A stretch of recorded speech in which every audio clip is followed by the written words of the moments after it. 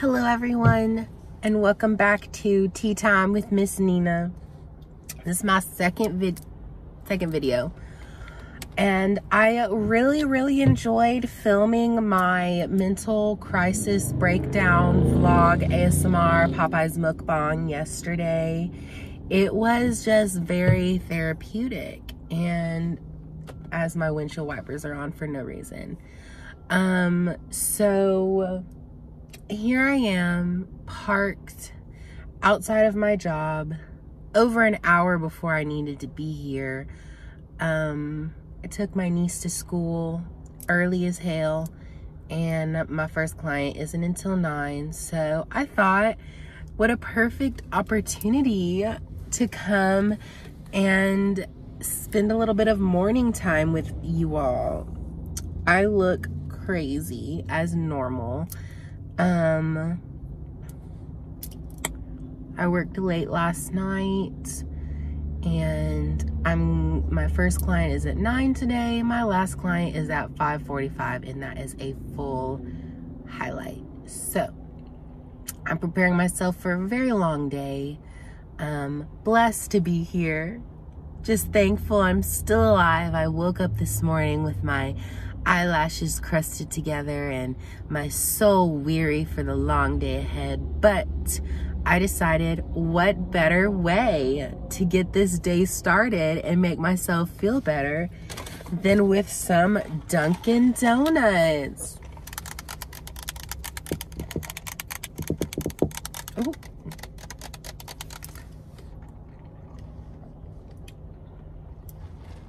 Also, I think I'm gonna have to order some kind of like camera mount thing, suction cup, because right now I'm propping this up on my air vent, my phone, and this is not a flattering angle for me. Also, peep my asymmetrical face.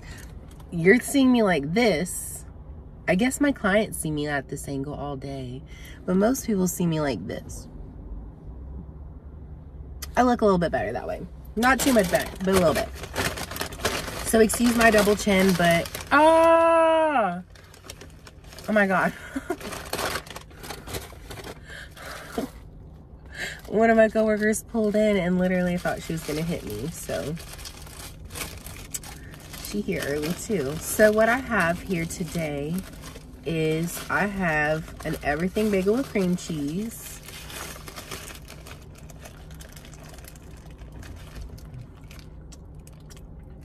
It's not very good. Kind of dry. Let me tell you, I went to Dunkin' Donuts yesterday for breakfast, and it was very slow. I was probably in line for 25 minutes, which is fine. There's a shortage of employees and workers everywhere. It's fine. It is what it is.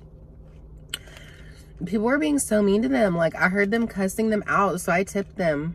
I know you don't usually tip like drive-through, but I mean, I tried to, because I mean, a good part of my income is tips, so I understand.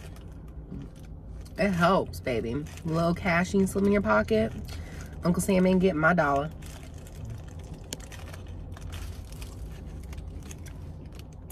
Okay, she's gone. So for the topic of this video, I really think I want to talk about a conspiracy theory. Well, for someone with self-diagnosed mental illness, oh, that's probably not appropriate. I know it's not good to dwell on conspiracy theories, because my mind tends to dwell and obsess on them. And at the same time, as I don't believe them and I trust credible sources and stuff, I'm also innately paranoid and distrustful of the institution. So, institutions in general. So we're going to talk about aliens. I don't have any sources. This is not peer-reviewed research. This is just a little hairdresser rambling in her car before work. But Can't hurt. Let's talk about it. So,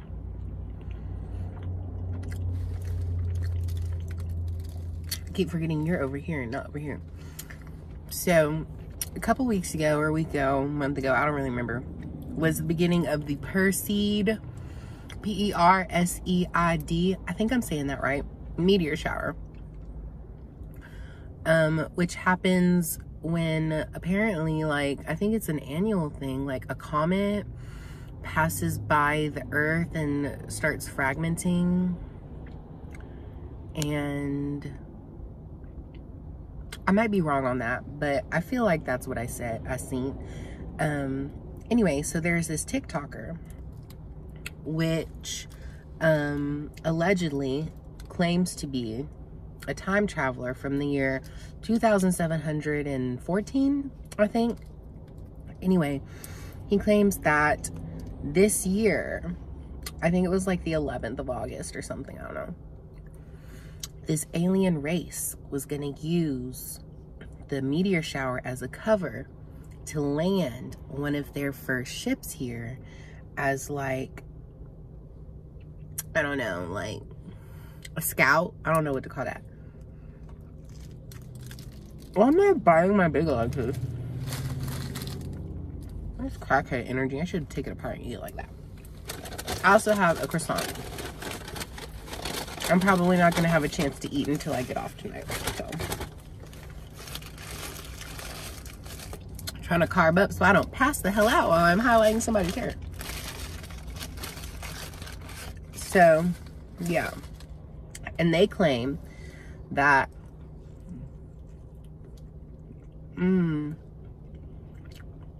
that's pretty good.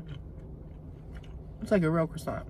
Usually I just get the avocado toast, but today I was feeling for something more hearty. Anyway, they claim, this TikToker, and has all this proof that by the year 2023, this Zordic, something like that, alien race will have infiltrated most of the country's governments. And by 2025, we will start a global war against these aliens. And so they were apparently trying to warn us. And they said during the meteor shower, one of the meteors will look different from all the others. Well, I don't live in like a big city, but I don't live in like the middle of nowhere. So there is a somewhat amount of light pollution, albeit the closest large city, I would say, is probably like, we don't have skyscrapers or anything like that in my town. The closest one with a lot of light up buildings and stuff is probably like 45 minutes away to an hour. And so I feel like there's not that much light pollution, but I'm not sitting here seeing constellations and shit, if you know what I mean. And of course I said, I'm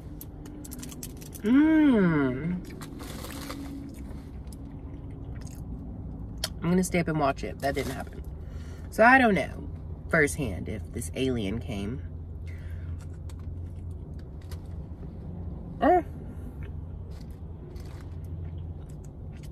But I will say, I'm terrified.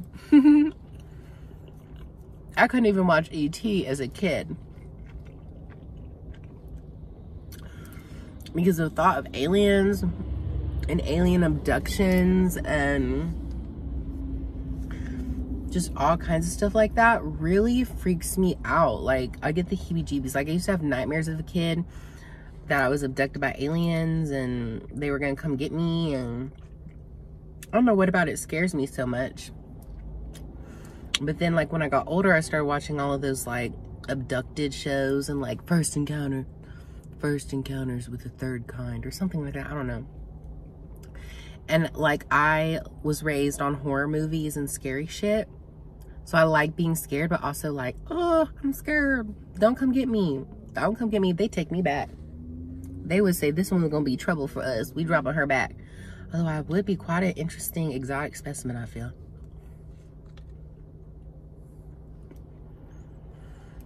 But like those scary movies that really have been able to scare me are the ones about aliens. And like, I watched The Exorcist when I was 5. My mom was nuts. But I know what that one is called. It's basically like, they're kind of out in the country, and Signs. I think it's Signs. The scene I remember the most is he's swinging his baseball bat, breaking glasses of water, and the water hurts the aliens or something, which is dumb. You feel like they would have seen a planet made of 70% or more water and dipped, but no. Smarter people aren't necessarily smarter.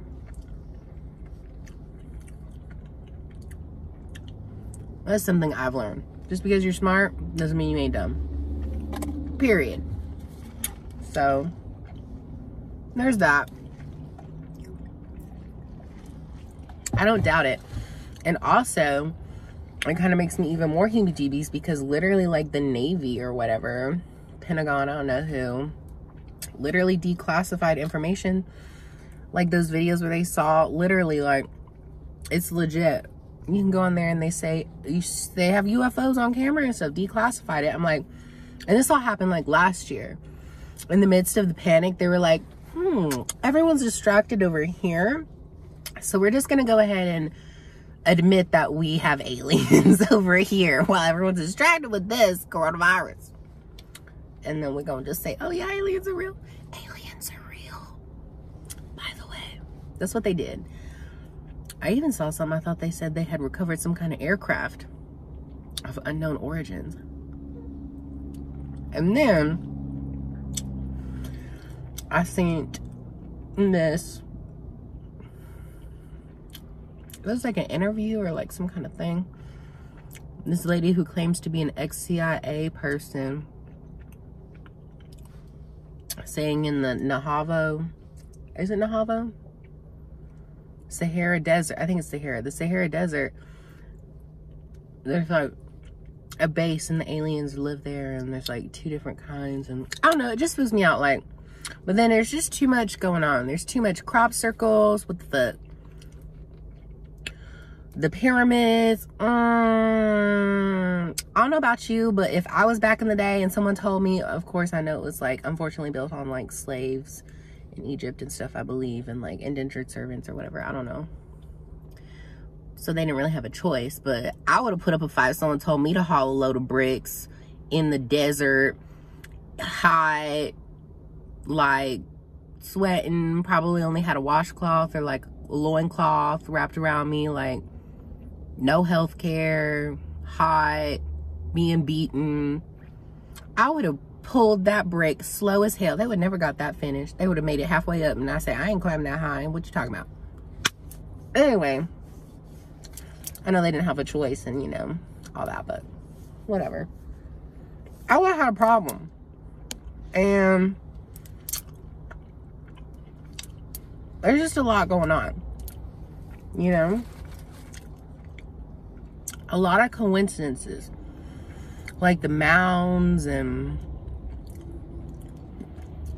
like those plateaus, like all over the world, there's these like artifacts and architecture and stuff that like line up over the ley lines and stuff, and energy, and it just goes really deep.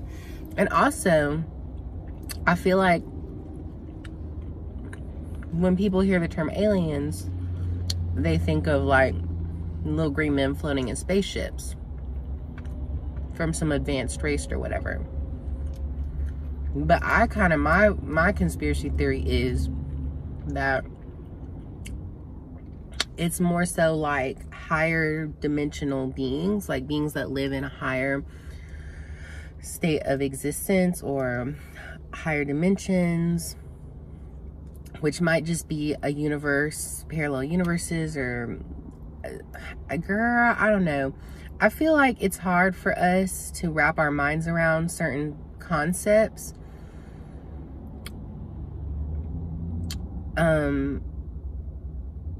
like it starts literally like overloading your brain even when you start thinking about like the afterlife and stuff, like certain concepts. And when it comes to time, excuse me, when it comes to like time and thinking on a linear time standpoint, when it's probably not linear and it's probably folded and overlapped, and I don't know. I do know that it's kind of spooky.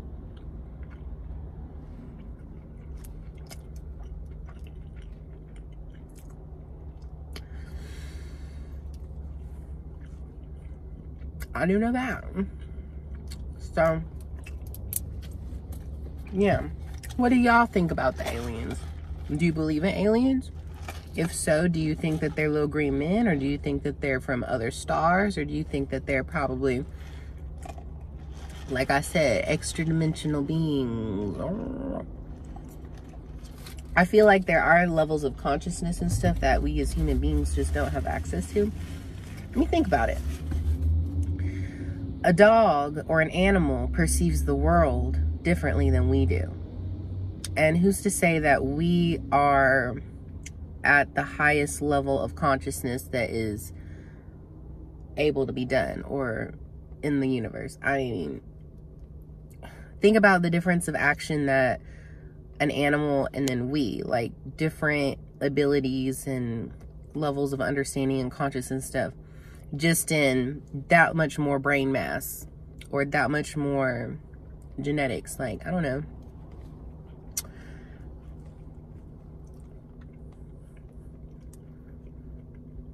What happens when it expands even farther than that?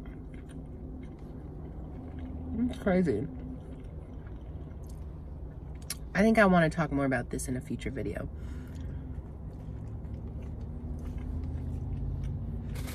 I'm excited for my first client. I love her.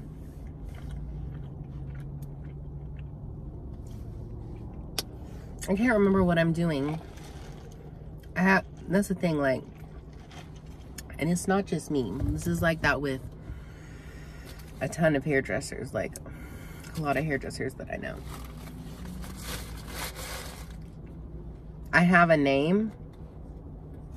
I can't match it up to a head of hair until I see you in my chair sometimes. But once I see your hair, I'm like, oh, it all comes flooding back. The formula, the placement, the technique, the pattern, processing time, everything just floods back. But like, I feel like it's almost like I upload it into the cloud of my mind, and I just can't access it because that's just too much. I'm already ditzy. And I write stuff down, but like, I hate writing stuff down. And I'm relatively early on in my career. Not really, but like I'm at that point where I can do classic hairstyling, like let's put a foreign in on that and put a couple slices, and this lady's happy, and she come every 4 or 6 weeks, she good, because she's been having that hair for like 30 years. Or like the advanced blonding techniques, strategic foiling, foliage, balayage, teasy light, platinum card, vivids, ombre. I can pretty much do it all. Like, I'm at the point where anyone who sits in my chair, I can do their hair. But I've been doing it for a relatively shorter amount of time. Like, I've only been doing it for like 3 years. 3 or 4. So I got a good clientele, but I'm not booked like 3 months out or anything like that. Usually just a couple weeks. So what's it gonna be like? I mean, I have 6 colors a day, 4 haircuts in between every day of my life, and I'm booked out 3 or 4 months in advance. I ain't gonna be remembering all that. I need to get a system, because my brain naturally resorts to being like as least organized as possible, to still be able to function as if I am. But I don't know. I would like to have some kind of system in place by next year. But I don't do online booking anymore. I'm self-employed. I booth rent. And, excuse me, the online booking, although it seems like a great idea, and it did, like at the other salons that I was at when it was like commission, it did build up my clientele and build up my books really easy. But at the same time, it made my life really stressful and extremely inconvenient, because on online booking, most of the time in most salons, everything is itemized. So for example, you need to get your highlights touched up. Do you know if you need a partial foil or a full foil? The difference in time can be 20 to 45 minutes booked out. Do you know if you want if you need a deep treatment, an Olaplex treatment? Do you know if you need a toner? Do you know if you need a shadow root or a paint between low light, or what? Do you know what technique you use? Because they use different amounts of time. Do you want a trim? Do you need a trim? Do you need a style? Everything's like a la carte. So you go on there and you have to, if you want like your whole head of hair done, you have to book full foil with a toner, a trim, and a style. For example, full foil, that books out an hour, toner, 30 minutes, trim and style, 45 minutes. That's 2 hours and a half, 2.5 hours, to 3 hours. Okay, great. What if someone doesn't know that? They can literally just choose full foil, and then you're booked out an hour, and they come in with 3 heads worth of hair. They need all the TZ, all the shadow, all the everything, and you're here scrambling, and then your day gets jammed together, and it's just like inconvenient. Or say you have a full day of color, you have a 45 minutes break in there, gap, and someone goes on there and only chooses partial highlight, books out 45 minutes, and you're just screwed. So it makes it really inconvenient. I would end up having 2 or 3 heads of foils going on at one time. I was extremely stressed, scrambling, because I like to give all my clients personal one-on-one time, personal attention, and also it makes my day a lot easier. So I prefer now to work longer hours, but have everything timed where I'm only working on one person at a time, and I'm not stressed, and it's wonderful. And people just don't know what they need. So someone will book like a root touch-up, which is just gray coverage, one color, just paint it on the roots in 10-15 minutes and process for 30-40 and shampoo style. But they wanted like a full highlight, or they wanted a bleach touch-up. So I don't do online booking anymore. I handle my own schedule and my own books, which is really nice. I don't remember why I started rambling on this.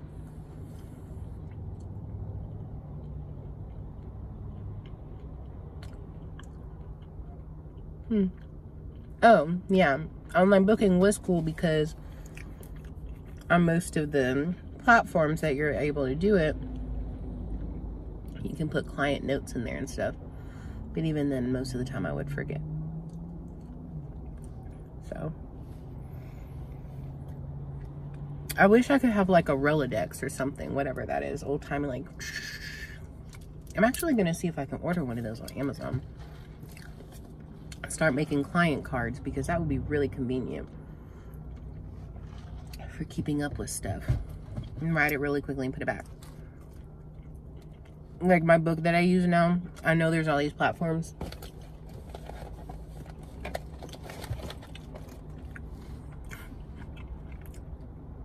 It's just a planner, a hairdressing planner. I know it's old school, but it works. And I can like I can be texting somebody, texting a client, and have my book open and flipping through or talking on the phone at the same time. So it got really old. Like, okay, hold on, let me go back and look. Okay, what about the same? No, let me. When is this right in front of me? So, well, I'm full, so